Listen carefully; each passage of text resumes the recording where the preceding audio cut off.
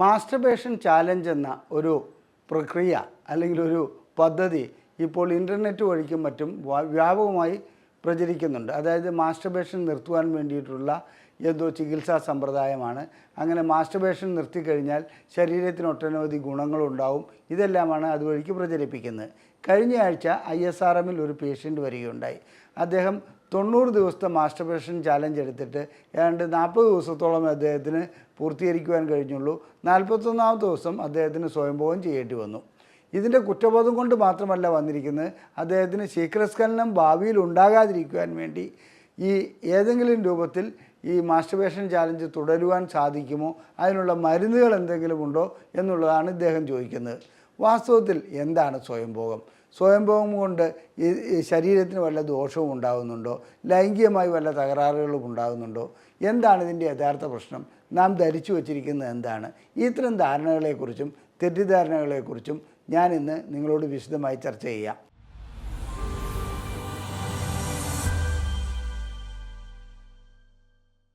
ഞാൻ ഡോക്ടർ അജയൻ വർഗീസ്, കുന്നമംഗലം പന്തിരിപ്പാടത്തുള്ള institute of sexual and reproductive medicine എന്ന സ്ഥാപനത്തിൻ്റെ ഡയറക്ടറാണ്. International association of sexual medicine practitioners modern medicine എന്ന അസോസിയേഷൻ്റെ അഖിലേന്ത്യാ ചെയർമാനുമാണ്.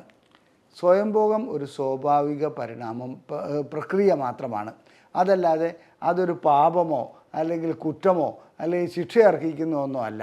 എന്നാൽ നമ്മുടെ കാലാകാലമായുള്ള ധാരണകളിൽ സ്വയംഭോഗം ചെയ്യുകയാണെങ്കിൽ ആരോഗ്യത്തിന് തകരാറുണ്ടാകുമെന്നും അതുപോലെ തന്നെ ഇതുകൊണ്ട് മറ്റ് ദോഷഫലങ്ങൾ ഉണ്ടാകുമെന്നൊക്കെയാണ് ധരിച്ചു വച്ചിരിക്കുന്നത്. ഇത് കാലാകാലമായി നാം ഇങ്ങനെ തലമുറ കൈമാറി കൊണ്ടുവരുന്നുവെന്ന് മാത്രം.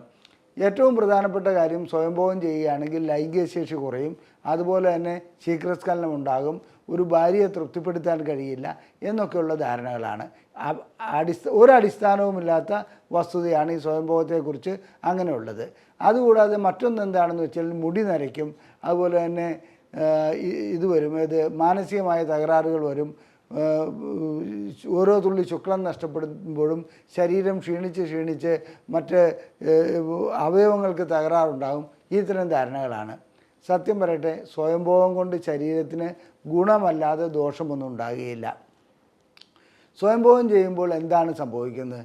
സാധാരണഗതിയിൽ ലൈംഗിക ബന്ധത്തിൽ ഏർപ്പെടുമ്പോഴുണ്ടാകുന്നത് പോലെ തന്നെ എൻഡോർഫിൻ എന്ന ഒരു കെമിക്കൽ ബ്രെയിനിൽ നിന്നും പുറപ്പെടുന്നുണ്ട്. ഇത് ശരീരത്തിലെ രക്തചംക്രമണം കൂട്ടുന്നുണ്ട്, അതുപോലെ തന്നെ ശരീരത്തിന് വേണ്ട ഉന്മാദം നൽകുന്നുണ്ട്. ഇതുകൂടാതെ തന്നെ ശരീരത്തിൽ അസ്വസ്ഥതകളുണ്ടെങ്കിൽ അതിന് പരിഹരിക്കാൻ പറ്റുന്ന ഒരു എൻഡോജീനിയസ് ആയിട്ടുള്ള ഒരു മോർഫിൻ തന്നെയാണത്. ആ രീതിയിലുള്ള പ്രവർത്തനങ്ങളിലേക്ക് അത് വരുന്നുണ്ട്. മാത്രമല്ല പിരിമുറുക്കം, ഈ ലൈംഗികമായിട്ടുള്ള പിരിമുറുക്കം ഇല്ലാതാകുന്നു, മറ്റ് കാര്യങ്ങൾ ശ്രദ്ധ കേന്ദ്രീകരിക്കുവാൻ കഴിയുന്നു. എപ്പോഴും ഈ ലൈംഗികതയോടുള്ള അതായത് പ്രവണത ഇങ്ങനെ നിലനിൽക്കുകയാണ്, സ്വയംഭോഗം ചെയ്യുന്നില്ലെങ്കിൽ ആ രീതിയിലുള്ള ചിന്തകൾ മാത്രമേ വന്നുകൊണ്ടിരിക്കുകയുള്ളൂ. ബ്രെയിനൊരു റെസ്റ്റ് അവിടെ ലഭിക്കുന്നില്ല. സ്വയംഭോഗം ചെയ്യുന്നതുകൊണ്ട് ശരീരത്തിന് മറ്റു രീതിയിലുള്ള ദോഷങ്ങളുണ്ടാകും എന്നുള്ള ധാരണകൾ ഞാൻ പറഞ്ഞു കഴിഞ്ഞു.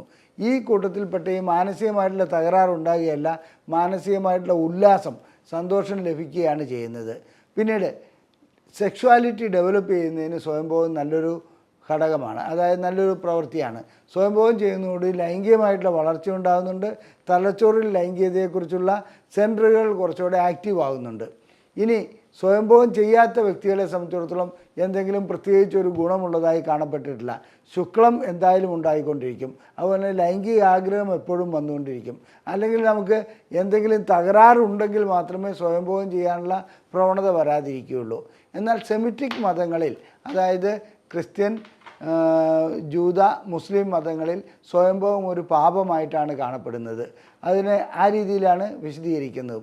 മറ്റ് പല മതങ്ങളിലും ആയുർവേദത്തിലൊക്കെ എടുക്കുകയാണെങ്കിൽ ആയുർവേദത്തിലും സ്വയംഭോഗം കൊണ്ട് ഒത്തിരി ശാരീരികമായ ദോഷമുണ്ടാകുമെന്ന് പറയുന്നുണ്ട്. അതേസമയത്ത് പാപമായിട്ട് അത് കണക്കിലെടുക്കപ്പെടുന്നില്ല എന്ന് മാത്രം. സ്വയംഭോഗം ഒരു രീതിയിലും ശരീരത്തിന് ദോഷം ചെയ്യുന്നു എന്നല്ല. എന്നാൽ എവിടെയാണ് ശരീരത്തിന് ദോഷം ചെയ്യുന്നത്? ചിലർക്ക് ഇത് കമ്പൾസീവ് ഡിസോർഡറായി മാറാറുണ്ട്.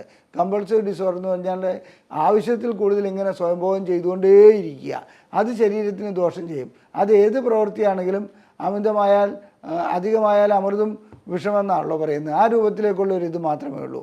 പിന്നീട് സ്വയംഭോഗം ചെയ്യുന്നത് ഏതെങ്കിലും ഉപകരണങ്ങൾ ഉപയോഗിച്ചാണെങ്കിൽ ആ ഉപകരണങ്ങൾ വേണ്ടത്ര ഇല്ലാത്തതാണെങ്കിലോ അതുപോലെ തന്നെ അത് ക്ഷതമേൽപ്പിക്കുന്നതാണെങ്കിൽ തീർച്ചയായിട്ടും സ്വയംഭോഗം ചെയ്യുകയാണെങ്കിൽ പ്രോബ്ലംസ് ഉണ്ടാകാറുണ്ട്, പ്രശ്നങ്ങൾ ഉണ്ടാകാറുണ്ട്. അത് ആ രീതിയിൽ അതിനെക്കുറിച്ച് ബോധവാന്മാരാക്കിയാണ് വേണ്ടത്, അല്ലാണ്ട് സ്വയംഭോഗം ഇല്ലാണ്ടാക്കിയല്ല ചെയ്യേണ്ടത്. പിന്നീട് സ്വയംഭോഗം വേറൊരു രൂപത്തിലുണ്ട്.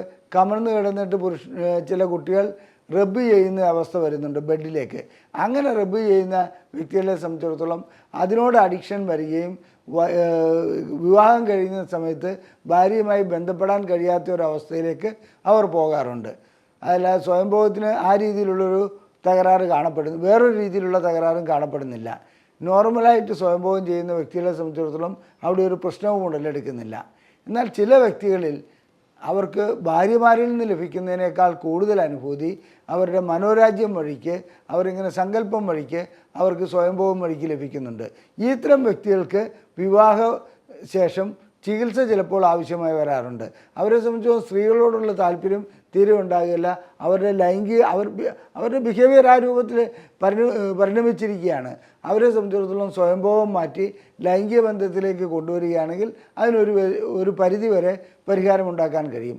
എന്നിരുന്നാലും ചില വിവാഹിതർ ലൈംഗിക ബന്ധത്തേക്കാൾ കൂടുതൽ അനുഭൂതി സ്വയംഭോഗത്തിൽ ലഭിക്കുന്നതായി കാണപ്പെടാറുമുണ്ട്. ഇതിന് ഒരു രൂപത്തിലല്ലെങ്കിൽ മറ്റൊരു രൂപത്തിലുള്ള ചികിത്സയും ആവശ്യമാണ്. ഇനി എത്രാമത്തെ വയസ്സിലാണ് മനുഷ്യൻ സ്വയംഭോഗം ചെയ്യുന്നത്? അത് ഗർഭപാത്രത്തിലുള്ള കുട്ടികൾ പോലും സ്വയംഭോഗം ചെയ്യുന്നതായി കണ്ടുവരുന്നുണ്ട്. അതിനുശേഷം ഫാലിക് സ്റ്റേജ് എന്ന് പറഞ്ഞൊരു 3 വയസ്സ് മുതൽ 6 വയസ്സ് വരെയുള്ള സ്റ്റേജുണ്ട്. ആ സ്റ്റേജിൽ സ്വയംഭോഗം ചെയ്യുന്നതായി കാണുന്നുണ്ട്. അത് വളരെ തീവ്രമായിട്ടുള്ള സ്വയംഭോഗമാണ് ഫാലിക് സ്റ്റേജിൽ കാണപ്പെടുന്നത്. 3 വയസ്സ് മുതൽ 6 വയസ്സ് വരെയുള്ള കുട്ടികളെ ശ്രദ്ധിക്കുകയാണെങ്കിൽ അവരുടെ കൈകൾ എപ്പോഴും ജനനേന്ദ്രിയത്തിലേക്ക് പോകുന്നത് കാണാം. പെൺകുട്ടികളാവട്ടെ ആൺകുട്ടികളാവട്ടെ. അതുപോലെ തന്നെ ലൈംഗികമായിട്ടുള്ളൊരു തീവ്ര അനുഭൂതി ഉണ്ടാകുന്ന ഒരു പ്രായമാണത്. 6 വയസ്സിന് ശേഷം പിന്നെ അഡോളസൻ പ്രായത്തിലേക്ക് വരുമ്പോഴാണ് കൂടുതലായും സ്വയംഭോഗത്തിലേക്ക് വരുന്നത്. അങ്ങനെയുള്ള അവസ്ഥകൾ എല്ലാ വ്യക്തികളിലും തന്നെ കാണപ്പെടുന്നുണ്ട്. ആരെങ്കിലും സ്വയംഭോഗം പാപചിന്ത കൊണ്ടോ അല്ലെങ്കിൽ കുറ്റബോധം കൊണ്ടോ ചെയ്യാതിരിക്കുകയാണെങ്കിൽ അവർക്കാണ് മാനസിക പ്രശ്നങ്ങൾ ഉണ്ടാകുന്നത്, അല്ലാതെ സ്വയംഭോഗം ചെയ്യുന്ന വ്യക്തികൾക്കല്ല. ഇതിൻ്റെ അർത്ഥം എല്ലാവരും എപ്പോഴും സ്വയംഭോഗം ചെയ്തുകൊണ്ടിരിക്കണമെന്നല്ല. ലൈംഗികതയെ നിയന്ത്രിക്കാൻ കഴിയുന്നു എന്നുണ്ടെങ്കിൽ, അതിനെ കൺട്രോൾ ചെയ്യാൻ കഴിയുന്നു എന്നുണ്ടെങ്കിൽ സ്വയംഭോഗം ഇല്ലാതെ കഴിയുമോ എന്നുള്ളൊരു ചോദ്യമുണ്ട്. അത് കഴിയുന്ന കാര്യമല്ല. ലൈംഗികത അങ്ങനെ നിയന്ത്രിക്കാൻ പറ്റുന്ന ഒരു കാര്യമല്ല. പിന്നെ സ്വയംഭോഗം കൊണ്ട് ലഭിക്കുന്ന മറ്റൊരു ഗുണം എന്താണെന്ന് വെച്ചാൽ ഈ സെക്ഷൽ ക്രിമിനൽ ടെൻഡൻസി കുറേയധികം കുറയുന്നുണ്ട്.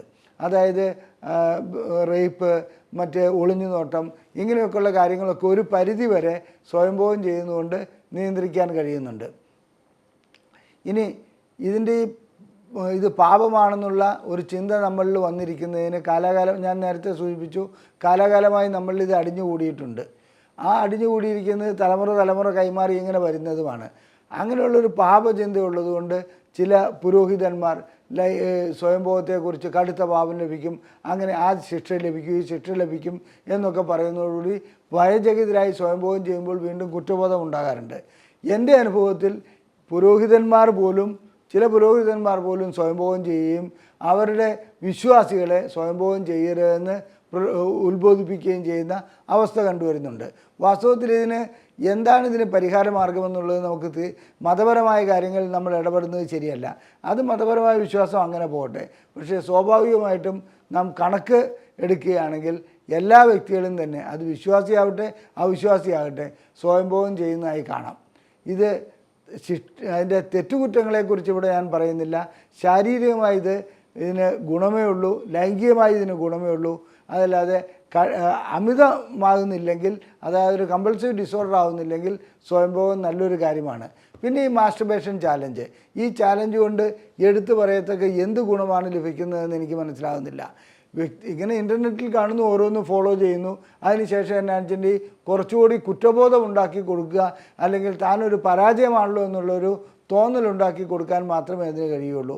സ്വയംഭോഗം നിർത്തുവാൻ ഒരു മരുന്നുമില്ല, അതിനൊരു ചികിത്സയുമില്ല. അതൊരു സ്വാഭാവികമായിട്ടുള്ള പരിണാമം മാത്രമാണെന്നുള്ളത്, പ്രക്രിയയാണെന്ന് മാത്രം പറഞ്ഞുകൊള്ളട്ടെ. ഇനി ഒരു സ്വയംഭോഗം ചെയ്തുകൊണ്ട് ലൈംഗികമായിട്ടുള്ള അവയവങ്ങൾക്ക് ഉപകരണങ്ങളൊന്നും ഉപയോഗിക്കാതെ ചെയ്യുകയാണെങ്കിൽ പ്രത്യേകിച്ച് ദോഷങ്ങളൊന്നും ഉണ്ടാകാറില്ല. കമ്പൾസീവ് ഡിസോർഡർ, അതായത് സ്വയംഭോഗം ചെയ്തുകൊണ്ടേയിരിക്കണം അല്ലെങ്കിൽ അമിതമായ സ്വയംഭോഗമാണെങ്കിൽ അത് ചികിത്സയ്ക്ക് വിധേയമാക്കേണ്ടതുണ്ട്. ആ ചികിത്സ കൗൺസിലിംഗ് വഴിക്ക് കഴിയുന്നതാണ്. അതുപോലെ തന്നെ അവരെ സംബന്ധിച്ചിടത്തോളം മരുന്നുകളില്ലാതെ തന്നെ ചില മെത്തേഡുകളുണ്ട്. അവരെ സംബന്ധിച്ചിടത്തോളം ഏത് സമയത്താണ് അവർ കൂടുതലായി ഇങ്ങനെ സ്വയംഭോഗം ചെയ്യേണ്ടി വരുന്നത്, അതായത് ഒറ്റയ്ക്കിരിക്കുന്ന ഒരവസ്ഥയിൽ കൂടുതലായി സ്വയംഭോഗം ചെയ്യും. മറ്റ് കാര്യങ്ങളിൽ ഇടപെടാതിരിക്കുന്ന, അതായത് അത്തരം സാഹചര്യങ്ങൾ ഏതാണോ നാം സൃഷ്ടിക്കുന്നത് ആ സാഹചര്യങ്ങൾ ഒഴിവാക്കുകയാണെങ്കിൽ ഈ കമ്പൾഷൻ അതിൽ നിന്ന് മാറ്റിയെടുക്കാൻ കഴിയും. അത് അത്ര എളുപ്പമുള്ള കാര്യമല്ലെങ്കിൽ കൂടി അവരെ സംബന്ധിച്ചിടത്തോളം അതായത് ഏതെങ്കിലും കുടുംബകാര്യങ്ങളിൽ ഇടപെടുക, അതുപോലെ തന്നെ മറ്റ് വായനയിൽ ഏർപ്പെടുക, പിന്നെ നീലച്ചിത്രങ്ങൾ കാണാതിരിക്കുക. പ്രത്യേകിച്ച് നീലച്ചിത്രങ്ങൾ കാണുകയാണെങ്കിൽ സ്വയംഭോഗം ചെയ്യാനുള്ള പ്രവണത കൂടി വരും. അങ്ങനെ നീലച്ചിത്രങ്ങൾ കാണുന്നതുകൊണ്ട് വീണ്ടും വീണ്ടും നീലച്ചിത്രങ്ങൾ കണ്ടാൽ മാത്രമേ ലൈംഗിക ബന്ധം സാധിക്കൂ എന്നുള്ളൊരവസ്ഥയിലേക്ക് വരും. നീലച്ചിത്രങ്ങളെ ഒഴിവാക്കുന്നതാണ് ഈ കാര്യത്തിൽ കമ്പൾസീവ് വരികയാണെങ്കിൽ, ഡിസോർഡർ വരികയാണെങ്കിൽ ചെയ്യേണ്ടത്. ഒരു കാര്യം കൂടിയുണ്ട്, നീലച്ചിത്രങ്ങൾ ഒരിക്കലും ലൈംഗികമായിട്ടുള്ള ശേഷി കൂട്ടുകയല്ല, ശേഷി ഇല്ലാതാക്കുകയാണ് ചെയ്യുന്നത്. ശേഷിക്കുറവിൻ്റെ ഒരു പ്രധാന കാരണം നീലച്ചിത്രങ്ങൾ തന്നെയാണ്. ഇനി സ്വയംഭോഗത്തെ സംബന്ധിച്ചിടത്തോളം ഒരിക്കൽ സ്വയംഭോഗം ചെയ്തു കഴിഞ്ഞാൽ അത് വീണ്ടും വീണ്ടും ചെയ്യണമെന്നുള്ള ആവൃത്തി വരുന്നുണ്ടെങ്കിൽ ഒരു പരിധി വരെ നമ്മെ സംബന്ധിച്ചിടത്തോളം എന്നാണെന്നുവെച്ചിട്ടുണ്ടെങ്കിൽ വിവാഹപ്രായമായിട്ടുണ്ടെങ്കിൽ വിവാഹം കഴിക്കുന്നത് തന്നെയാണ് നല്ലത്. ചുരുക്കി പറഞ്ഞാൽ സ്വയംഭോഗം അത്ര എളുപ്പം നിയന്ത്രിക്കുവാൻ കഴിയുന്ന കാര്യമല്ലെങ്കിൽ കൂടി നമ്മൾ ചില രീതികളിലേക്ക് വരികയാണെങ്കിൽ, അതായത് കുറച്ച് ലേറ്റായിട്ട് ഉറങ്ങുന്ന അങ്ങനെ പ്രവണതകളുണ്ടെങ്കിൽ ഏതെങ്കിലും ജോലിയിൽ തൽപരരാകുക, അതുപോലെ തന്നെ മറ്റു രീതിയിലുള്ള ചിന്തകളിൽ നാം നിയന്ത്രണം ഏർപ്പെടുത്തുക, ഇങ്ങനെയൊക്കെ ചെയ്യുകയാണെങ്കിൽ സ്വയംഭോഗത്തിന് ഒരു പരിധിവരെ, അമിതമായ സ്വയംഭോഗത്തിന് ഒരു പരിധിവരെ നിയന്ത്രണം ഏർപ്പെടുത്തുവാൻ കഴിയും. നിങ്ങൾക്ക് സ്വയംഭോഗം നിർത്തണമെന്നുണ്ടെങ്കിൽ അതിനുള്ള മാർഗനിർദ്ദേശങ്ങൾ ഞങ്ങൾ നൽകുന്നതാണ്. ഞങ്ങൾ അതിനുള്ള ചികിത്സ നൽകുന്നുണ്ട്. എന്നാൽ ഈ സ്വയംഭോഗം നിർത്തുക എന്നുള്ള കാര്യത്തിന് നിങ്ങൾ ഏതെങ്കിലും അശാസ്ത്രീയമായ മെത്തേഡുകൾ പരീക്ഷിക്കുന്നത് ഒട്ടും നല്ലതല്ല. ചികിത്സ ആവശ്യമുണ്ടെങ്കിൽ നിങ്ങൾക്ക് ഇവിടെ കാണിച്ചിരിക്കുന്ന നമ്പറിൽ കോൺടാക്റ്റ് ചെയ്യാവുന്നതാണ്. അതുപോലെ തന്നെ ഞങ്ങളുടെ ബുക്ക്ലെറ്റുകൾ സൗജന്യമായി ലഭിക്കുവാൻ ISRM എന്ന് വാട്സപ്പ് ചെയ്ത് ഈ നമ്പറിൽ അയച്ചാൽ ഞങ്ങൾ നിങ്ങൾക്ക് ഞങ്ങളുടെ ബുക്ക്ലെറ്റുകൾ സൗജന്യമായി അയച്ചു നൽകുന്നതാണ്. ഞങ്ങളുടെ ഈ വീഡിയോ നിങ്ങൾക്ക് ഇഷ്ടപ്പെട്ടുവെങ്കിൽ അത് ഷെയർ ചെയ്യുക, നിങ്ങളുടെ അഭിപ്രായങ്ങൾ കമൻറ്റ് ബോക്സിൽ രേഖപ്പെടുത്തുക, ലൈക്ക് ചെയ്യുക. നന്ദി, നമസ്കാരം.